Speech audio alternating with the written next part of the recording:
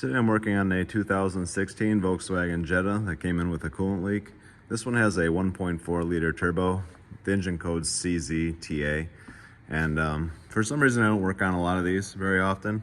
I'm not sure if they just didn't sell a lot with this particular motor setup, or if they didn't use it for a long period of time. I'm not exactly sure the reason for it, but it's kind of a strange motor. It's a belt drive.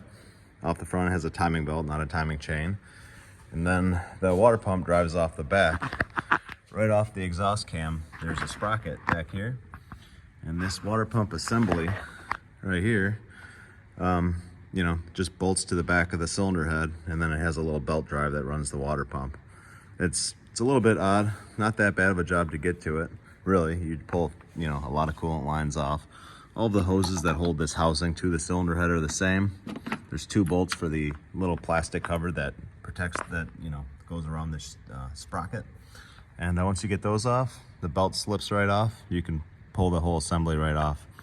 The thermostat's located right here in this housing, which is kind of strange as well. I already turned it 90 degrees counterclockwise till the fingers lined up, and it just pops right out.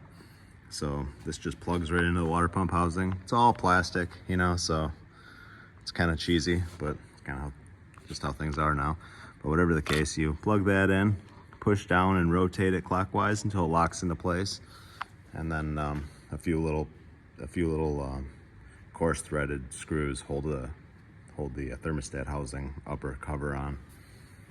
And yeah, so that's where everything's at and how it works. Kind of weird.